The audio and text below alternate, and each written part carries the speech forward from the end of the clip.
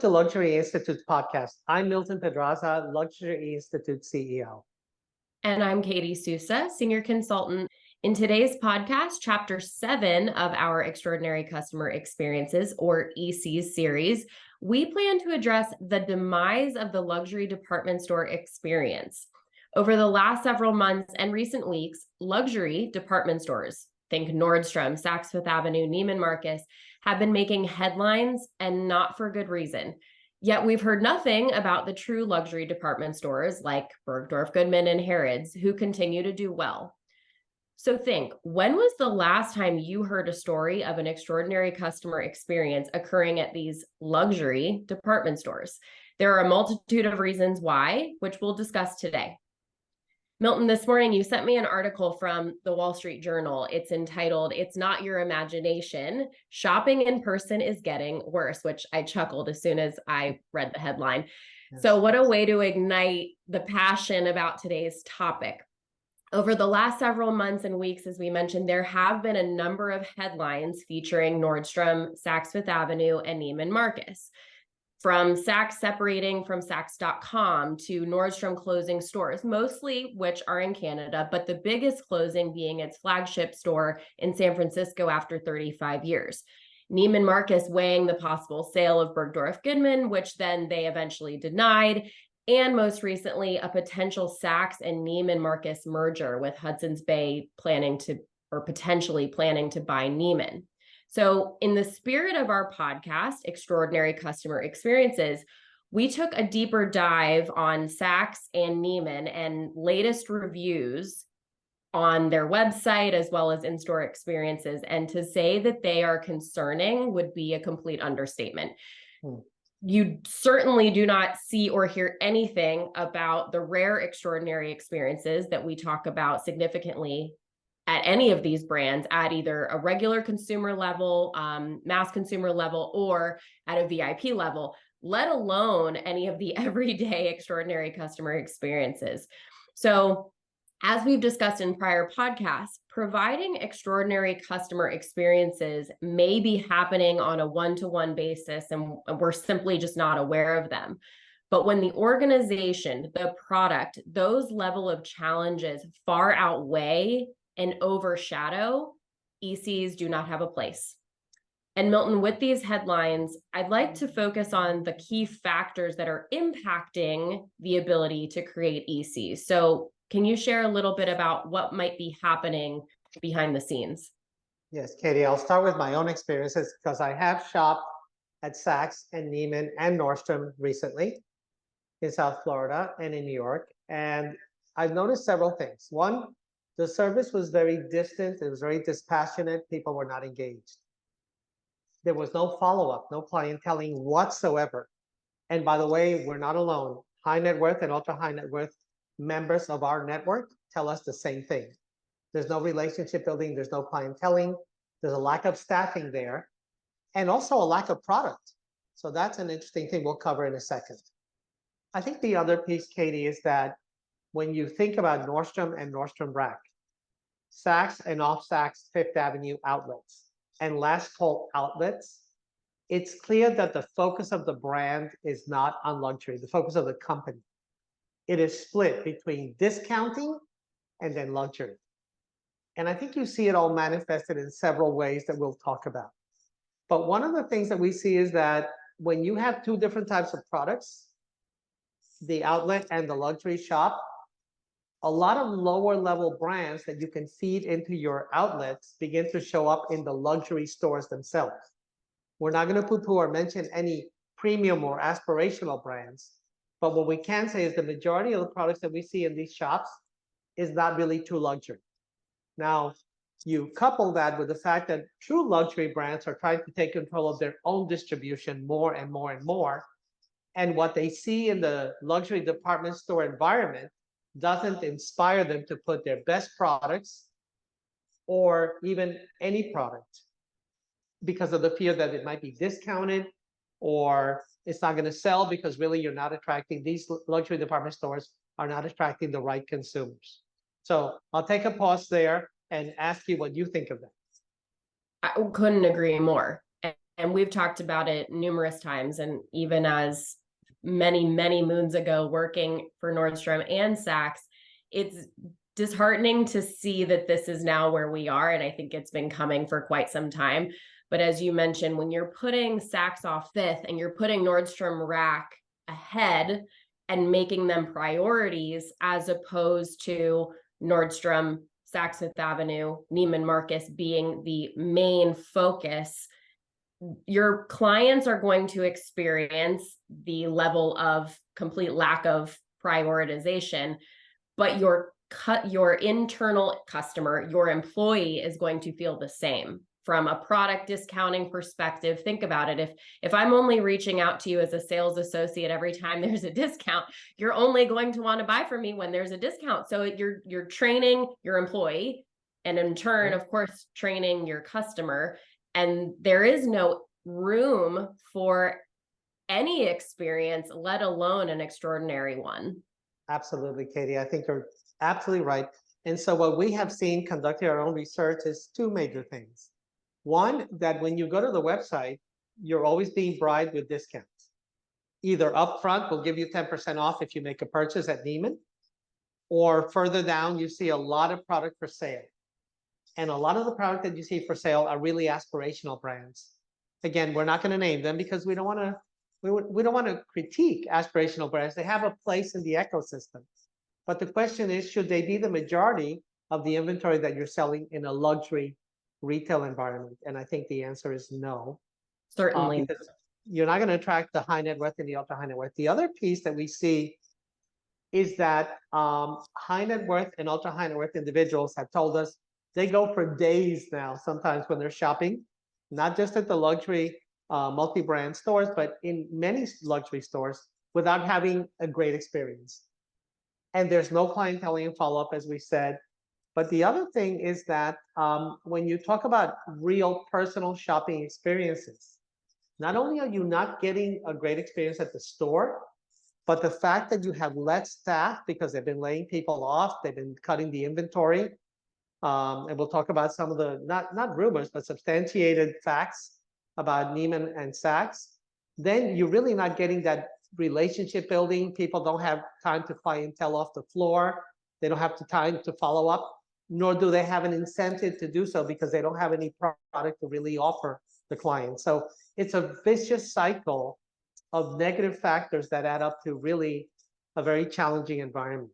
Milton, going back to your point around brands taking trying to take more control of direct distribution, do you think that has to do a lot with not only the brand's lack of trust in the department store, but also how they see a lack of trust between the customer and the department store? So what I mean by that is the brand knows this department store is now creating a lack of trust with my customer. I need to get them back to buy from me directly so that I don't lose that trust with the customer. Because if let's say, for example, I'm a huge Saks shopper and I only happen to buy, my Gucci at Saks, and I all of a sudden stop buying Gucci, the brand has to find a way to circle back to me as being their customer, because ultimately I was buying Gucci, even though it was, say, through an intermediary, right? How is that impacting trust across the board? Well, I think great points. So look at the entire ecosystem. You have employees who no longer trust the company. You have providers, the brands that put their product in the wholesale system, who no longer trust the company on many levels, including, by the way, according to Ms. Tweed, according to Luca Solca of Bernstein Research, in their reports, they point out that the brands are not getting paid, so they're not putting as much product. And so again, lack of trust from the associates, lack of trust from the brands. And that all culminates into a massive lack of trust from the clients. And when you think of clients, they're not all created equal. We're talking about the ultra high net worth and the high net worth, who generate 80 to 90% of the sales in the stores and online too. So that is a massive failure of trust. And it can only lead, frankly, to a race to the bottom. And that's what really concerns me about these brands, that they're really creating a situation where, yeah, they're closing stores, they're not getting inventory, they're laying off people. There's a breakdown in all the critical elements that go into high performance relationship building, which drives revenues, which drives profitability. So I'm very concerned about the long term for these brands like Nordstrom, maybe less so because they have more of an aspirational crowd. But Saks and Neiman seem to have cracks in the armor or kinks in the armor that are not that don't bode well for the future. Now, there's another piece that you mentioned to me in your research, which is that Saks separated their online business from the stores. What do you think of that, Katie? Well, first of all, it's complete breakage in what we call an personal experience. But if we're utilizing it in the term of omni-channel, there is now no connection. From a consumer point of view, I see Saks Fifth Avenue. I don't see Saks.com Right. and Saks Fifth Avenue, the store. I see the brand. So it's completely separated from our approach of omni-personal in a client-centric environment.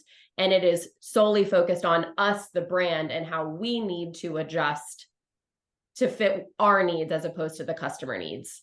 Yes, Katie. And so we conducted more research. We went online and we looked at what independent sites and where people rate the brands have as a result of everything we've been describing. The net result is that Saks has a 2. It really is under 2, like a 1.9 out of 5 rating. And Neiman has a 3 out of 5. Now that is not stellar. And these are hundreds of reviews in independent rating sites. Now you could argue some of them might be fake, but usually the fake ones are the positive ones, not the negative ones, obviously. So those are 2 major indicators. When you see consumers rating you or berating you on these websites and really trashing you, giving you ratings of 1 that bring down your entire score, that's a red flag. That's a signal that something is truly wrong. And that's why, again, I'm so concerned long term for these companies. Now, they may survive, and people talk about the fact that there's underlying real estate there that is valuable. So it's not a complete loss, but at least for the brands that depend on the wholesale system less and less because of its breakage, and the customers, I think that we're getting to a level where there might be a critical point, a critical breakage point. Now, we've talked about the challenges and the lack of extraordinary customer experience, either those rare ones where you're, taking your best customers on trips, private jets, that seems to be all gone. They're relying on loyalty points programs, discounts, maybe some clienteling if you have a really devoted sales associate. But those rare extraordinary experiences seem to be gone. They're not even pretending anymore. So we've discussed that. Now let's talk about the good news in luxury department stores. So tell me more about that.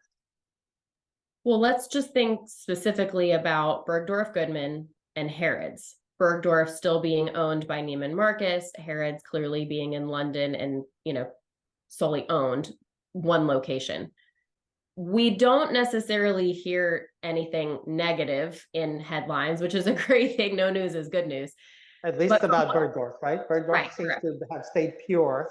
And from what we hear from high net worth and ultra high net worth individuals and families within our network, these are the locations. If they are shopping department stores, this is where they are shopping. This is where they are spending time. Mostly from a personal relationship perspective and a product perspective. They truly shop there because it is true luxury. They're remaining within their roots. And not only that, but they're innovating in different ways when it comes to a one-to-one approach versus the other brands. Yes, and Harrods has diversified into a beautiful lounge on the 2nd floor where they even do, all kinds of beauty. I don't even know if they do cosmetic surgery, but they're approaching that whole wellness, beauty innovation that has been so successful for them. What we hear from ultra high net worth clients is that they still have great relationships with associates who really do take care of their personal shopping at both places, and that the product is very pure and pristine luxury. So those are two stars that shine in the middle of a pretty challenging universe. And I would have to say that that is good news. But now let's talk about the future of department stores. What do you see when you look at the future, the next 5 to 10 years? I think what will happen is they might exist, but they will scale back. One of the key headlines that I read many months ago on Nordstrom was too big, too fast. And I think that applies to Nordstrom, Saks, and Neiman. Too big, too fast. More is not more. So when you look at Bergdorf Goodman, you look at Harrods, yes, they might be on the smaller scale, Harrods being one location. You don't need to be one location, but you have to be able to control the environment, control the brand, control the pureness of your luxury brand and the brands that are maintained within your organization. Whereas when you look at the others, they have gone in so many different directions with zero laser focus. Yes. So if they are going to survive and thrive, they will have to scale back and really start to refocus on who, first and foremost, is our customer. If our customer is the, last call customer, then fine, keep the Neiman last call locations. But I don't believe that is who the true Neiman Marcus customer is.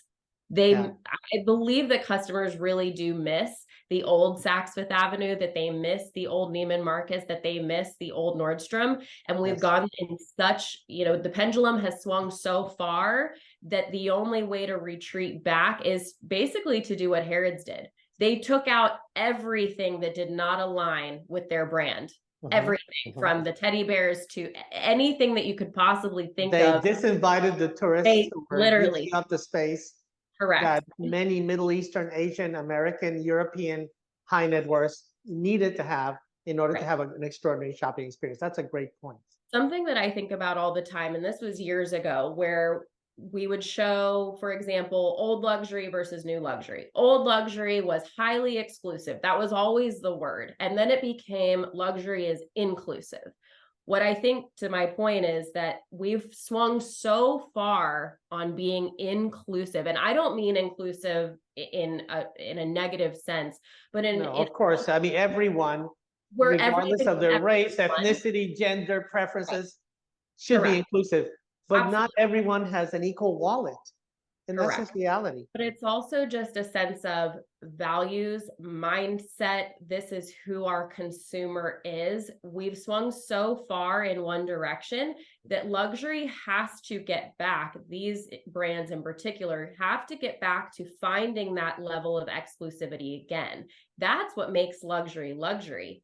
That is what creates that level of aspiration. And you can see it not only in the department stores, but we've talked about this before, the other luxury brands that have gone too far to be so inclusive of everyone at every price point that they are now losing their target consumer. The really wealthy consumer. Katie, you're absolutely right. I was literally thinking as you were talking, many brands, in order to say they wanted to attract younger consumers, instead of waiting for the affluent, wealthy consumers to come to them, as they always do, they went down market to go and get them by discounting, which is, all these outlet stores, by putting product on sale, marginal, let's say, premium as opposed to luxury product on sale in their stores. That's not how you attract your luxury, wealthy, young consumer. The wealthy young consumer comes to them because they realize, okay, I'm young, but I'm a member of this tribe. I love Loro Piana. I love Brunello Cucinelli. I love my Chanel. I love my Hermes. They can go to you. You have to be there to inspire them to come. What many, and particularly the department stores, but also we know many brands that have crested and are challenged right now, because they went too far in trying to attract the aspirational consumer. And they may have increased sales for a while, but they lost their margin and they lost the best luxury brands being a part of their constellation, part of their portfolio. Big mistakes. And I think, unfortunately, they're paying for it. True luxury does not need to go where they are and find Right. them. They don't need to go down market.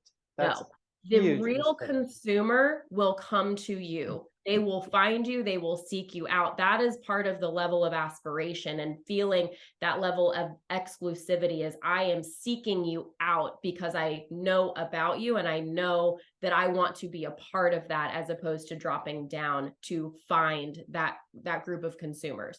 So I think that the future of luxury department stores can be highly successful, can thrive again. People miss shopping. They do. We talked about that the other day. You don't shop for fun anymore. It now feels like a chore. It feels like a complete chore, as opposed to what used to feel like you went to, I used to go to Saks Fifth Avenue on Saturdays with my mom for hours just to browse and enjoy the experience and meet the associates and have a great dialogue. You don't look forward to that anymore. And I definitely feel a sense within our network of high net worth, ultra high net worth, that they certainly don't enjoy it anymore. I think if luxury department stores can become a destination again, and truly a destination where people are seeking them out, as opposed to being where everyone is and they are all things to all people, they will be in a much better position to thrive, like the Harrods of the world, like Bergdorf Goodman. Here's my take. I really think the following, and I'll tell you, it's all personified by this headline. Barney's New York finds a new home at Forever 21. Just in time for New York Fashion Week, the iconic, now defunct luxury department store Barney's New York has made its return to fashion, albeit not in a way that many of the brand's devotees would have imagined. Fast fashion retailer Forever 21 has released a limited edition collection featuring the Barney's brand. Unfortunately, Katie, and I don't mind, look, you want to go mass? Wonderful. Just don't say you're luxury. Unfortunately, I see the future of Nordstrom's in Nordstrom Rack. I see the future of Saks in Saks Off Fifth. And I see the future of Neiman in Last Call. Just like we see the current state of Barney's, which went bankrupt a few years ago, at Forever 21. Again, we're not critiquing that. Those are all legitimate strategies. The only thing we're saying, they're not luxury strategies. So I see the future of these luxury department stores in the mass market. Just to reframe it in the series of our podcast, Extraordinary Customer Experiences, we know many, many premium mass brands who can create extraordinary customer experiences. It's not that it is specific, to luxury, although luxury is certainly taking the rare ECs to a different level. If they are to stay in the Nordstrom Rack, Saks Off Fifth, Last Call areas, and that becomes the focus of the brands, how do you think their ECs evolve? Well, I think they deteriorate, and that's okay, because when I go to TJ Maxx, I don't expect that. I just expect a good deal, a bargain. And therefore I put up with racks that are not very well, put together. They're messy. It's a bargain hunt. That's what it is. And so I unfortunately think that that's where the experience is going to go. And again, you're going to get what you pay for. And so, but I just think it's a little sad that, remember, these companies were all weighed down with debt, not so much Nordstrom, but even Nordstrom had some debt challenges and some transition challenges in the last, phase where everybody thought stores were going to die. And COVID obviously didn't help. But so there have been a lot of external factors that have created these circumstances. But I would say that for the most part, these are self-inflicted wounds. And I feel bad about it because I love all these brands. They're dear to my heart. I grew up with them. I shopped with them. When I was a young man, I desired to shop them even more. But now I think that just they're a passing phase. I wish them luck. but I really think that the writing is on the wall. Great. Thank you, Milton, for today's discussion. And for all of the, I want to say, sales professionals, store managers, sales managers that are there and have the ability to create extraordinary customer experiences, not only the ability, but the desire, the want, the will, continue to do that. Because regardless of the circumstance, you are some people buy from people. Ultimately, people want to engage with people. We mentioned, clearly there are a lot of challenges here, but that does not mean that you as the individual have to stop being the best person that you can be every day. Or as a quote I read the other day, don't try to always show up as the best person you can be. Show up as your favorite person. So who is your favorite version of yourself? Show up as that person and create that extraordinary experience with the individual in front of you. I guarantee not only will it make their day, create a story for you, but when it comes time to find a new position, to find a new role, to expand your horizons, I guarantee those stories will make a difference for you. Absolutely, Katie. As we come to a close, we want to thank you for listening to today's podcast. We would love to hear from you, your comments, your thoughts on today's discussion. We also invite you to share any extraordinary customer experiences with us. Again, whether you deliver, received, or witnessed them, we would love to hear your story and would love to feature them throughout our podcast. Feel free to contact us with any comments. You can reach us at luxuryinstitute.com. And Milton, I'll hand you the last word. As always, Katie, I think there's some uncontrollable factors in life. That's luck. But in life, you do control a lot of your factors. So we wish you even more phenomenal and extraordinary skill. Control your destiny or somebody else will. Good luck. Great skill. Thank you.